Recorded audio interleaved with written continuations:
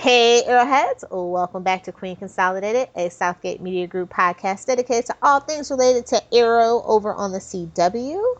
I am Lilith, and joining me as always is Phil? Up for discussion today is part 8 of Quiver, called When Ali Met Ali, and I'll have what he's having. Okay, Meg Ryan. Exactly. So this is a really awesome episode and a really awesome cover, and it's one of my favorites in this particular arc. How about you, Phil? Oh yeah, you can't help but love it because you finally get some answers in this issue, and everyone's in it. Exactly. It's like what you've been waiting for. Mm-hmm. So, yeah, I'm really stoked to be rereading this 10 minutes before we recorded. No, like I read it earlier in the week, last week, and now I read it again. I was like, oh yeah, because Phil gave me a little nudge, like, hey, I'm like, oh, not Thursday, okay. So let's see, who do we have in this story? We got Dead Man. We're still dealing with Jason Blood Etrigan and Eddie Fires, and we get the disembodied soul of Oliver Queen, as well as the Spectre, my favorite version of Hal Jordan. Stanley Dover. We're in Heaven in Star City. And what else? In the beginning, when they're facing off with Etrigan, it's Batman and Black Canary and Arsenal. Oh, yeah. So good. And Mia Dead Man pops takes up him in this over. one, too. So good. Dead Man takes him over and kisses Black Canary. My least favorite page. That's not a frightening experience. Now all I want is a Dead Man TV show on HBO. So yeah, as you were talking about, Batman, Black Canary, and Arsenal we started off, they're attacking the demon, and they think that he killed Ali, obviously, and then Dead Man arrives and takes possession of Etrigan's body and forces him to change back. He informs the group that Ali is alive, but taking a tour of heaven. And then in heaven, Ali is speaking to his older spirit self. The older Ali explains that he had Hal recreate him with memories leading up to the best years of his life. The time that Ali and Hal spent on the road. I agree. He goes on to say, well, no, it's not the best Green Arrow story, but that's when he really grew into himself as a character and really deviated from the whole Batman thing. It took that long. No, it just reminded me of something. You're going to have to yell at Charlie Esser, our buddy. He said Hard Traveling Heroes wasn't a good story. We might have to have a debate about that. All right, yes. Round 2. Then he talks about how his life for the past few years had been in shambles, and he didn't want that aspect of his personality back on Earth, so that's why he has the 10-year gap. And I'm like, well, it was a bunch of shenanigans going on. I totally love the meta of it all. And of course, classic selfish Ollie. He's like, yeah, you can resurrect me, but, don't send me the soul back, I know, right? I want my cake and to eat it too. Basically. But before Soulless Ollie can get any more answers, he finds himself booted out of heaven and sent back to Stanley's house. He tells Stanley that he's a hollow and that he has no soul. Stanley Dover then clubs him over the back of the head and brings him into the basement. And I was just like, this is how some fanfic starts. I'm just saying. It is then revealed that Stanley Dover is the Star City Slayer. I'm like, God, how long have we been being strung along about this already? And then he gestures toward this glass enclosed pit, and I just think of that episode of South Park with Coon and Friends, where he has Captain Hindsight and Butters dressed up as Courtney Love and taking pictures for some reason. I couldn't stop giggling when I was reading this part. And it contains a young blonde-haired boy dressed up in a mock costume of a hairy purple monster, and that's just like this is a family-friendly podcast, but if it wasn't, wow. Just saying. A hairy purple monster, you say. Oh, Kevin Smith did write this, so. Just a little picture of Jason Demuth somewhere in the background. Meanwhile, back at Ashram, Connor Hawk, Oliver Queen's son, has a vision in which he knows his father's alive and in danger. And Lilith's favorite. oh, that's one thing I really wish Flashpoint had retconned the hell out of. Just right out of existence. Well, it kind of did, because, I mean, Oliver really doesn't have a kid now. Not good enough. I mean, I wanted to scorch the earth. Oh, you wanted to ripple back and just erase everything. Change the pre-Flashpoint timeline. Jeez. Oh, gosh. So, yeah, that's pretty much how we end this issue. I just want to talk about this cover. Because, I mean, I know, like, for TV, we can't have that whole Robin Hood thing. But sometimes I do miss the hat and goatee. I'm just saying. Yeah. The classic look. Plus, you get, like, the clouds with this, you know, like that heavenly look behind, you know. Yep. In the background. I just love the whole style of this particular arc. It's just every time you look at it, any cover or open up the artwork, it feels so timeless. Mm-hmm.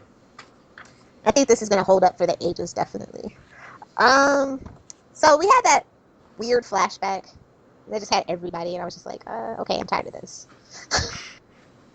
But yeah, they kind of this is where we kind of get Stanley and his monster, that whole thing, where that comes from, finally, with the little boy. Mm-hmm. And then I go, isn't the last time Eddie Fires showed up was like Robin number 79? I was like, that's a long time for somebody to not appear.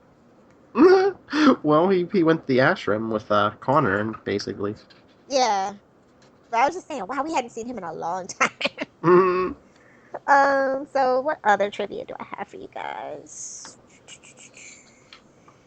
That's pretty much it. Obviously, as I alluded to in the earlier thing, the title is a reference to the 1989 romantic comedy When Harry Met Sally. Oh, the 80s. When Billy Crystal and Meg Ryan could hold a movie. A rom-com, no less. And this is also the first issue where Connor Hawke demonstrates the ability to have visions. Lame and corny. He's deep. I don't know why I'm so hard on Connor Hawke. I really don't. It's kind of that Damian Wayne thing where it takes a special writer to not make him obnoxious and want to knock his head off his shoulders.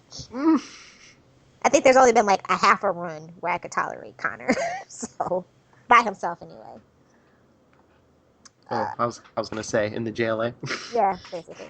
That's some good stuff, but I mean, JLA was really good for a really long time, so. Mm-hmm. It really was about character studies and team dynamics and not just, you know, ooh, punch them up. We're all just a bunch of angry buttholes. This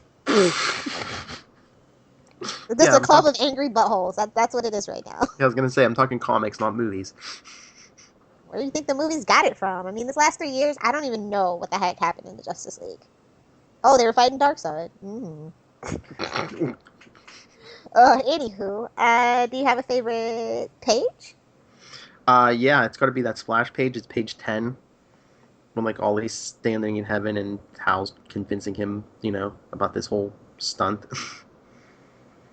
Mine is definitely the glass enclosed pit with the young boy, and I'm just like, this is so messed up. Okay. What would you give this as a grade? This is probably a strong B+.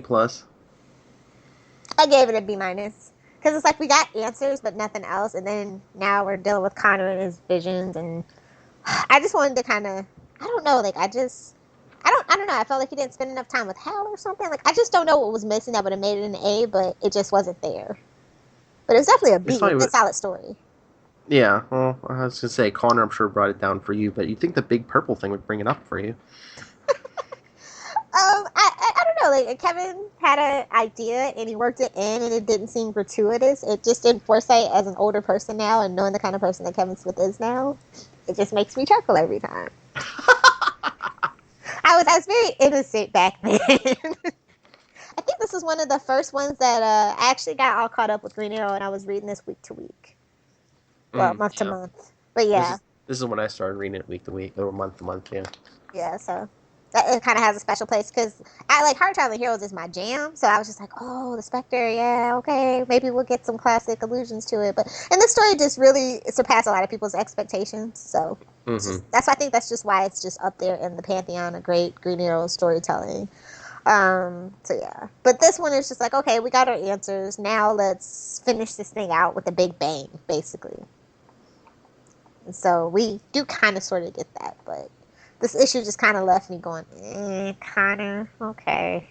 I think that was the problem. Definitely. Gonna be reunited with his son. Was he though? Kidding, of course. I mean, he's definitely still a part of Team. Well, at this point, still a part of Team Arrow, Green Arrow. So you know, I get it. But anyway, that's pretty much all we have for you guys. Please be sure to write in and tell us how dead on or crazy we are. We appreciate either take, or maybe you're somewhere in the middle. You can always write to us via queen.consolidated@gmail.com. You can find us on Twitter at QC_SMGpod. We're on Facebook, facebook.com/Queen Consolidated. And, did I miss anything? Facebook, Twitter, email. Oh, you can find us on your favorite podcatcher service, as you should well be aware of by now. But please be sure to rate, review, and subscribe to us on your favorite podcatcher service. We're on iTunes, Stitcher, Lisbon.com, SoundCloud, and of course on the Google Play podcast app. So any reviews would help. And download, because streaming doesn't count. There you go. He's getting it, guys. So, without further ado, we'll get to the shameless plugs, and of course, Phil can go first. Oh, I thank you. You can always talk to me about anything Green Arrow, DC Comics, Marvel Comics. Email me, nightwingpdp@gmail.com. On Twitter, I am at nightwingpdp. All the social media is basically nightwingpdp, but search me on Pinterest. I'm new on Pinterest. I have boards for basically all my podcasts now. Did you get sucked into Pinterest? Pinterest is great for like the first 2 weeks, and then you're like, ugh. Then you binge for 2 weeks, and then you like take a week off, and then you binge again. Yeah, I try to take the time, but no, I've been trying to make like original memes and put them up there. Because you can't schedule pins yet, so it's like, come on, Pinterest, gotta catch up to everything. Anywho, you can find me on Twitter at Lilith Hellfire. You can find me on my website, lilithhellfire.com. If you're still on Tumblr, while Tumblr still exists, looking at you, Yahoo, you can find me at Lilith Hellfire. It's lilithhellfire.tumblr.com. And, of course, you can listen to me on a couple of other podcasts out here on the Southgate Media Group network. Not Channel 52 for too much longer, because we are merging with Worldís Finest. So catch those while you can. And Flashpoint with the lovely Kelly. Not to be DiMarzio too much longer. So look for those. And until next time, it is the summer. We know you are stuck on a hellish island called hiatus time, but there's tons of news coming up. Comic-Con just came by, so we got tons of good stuff. We're going to actually do some new stuff eventually when there's just a little bit more besides Felicity's got a boyfriend. A new boyfriend, so look forward to that as soon as this Quiver one wraps up. And be sure to tune in next week. We'll be here for you guys. This is Queen Consolidated, signing off.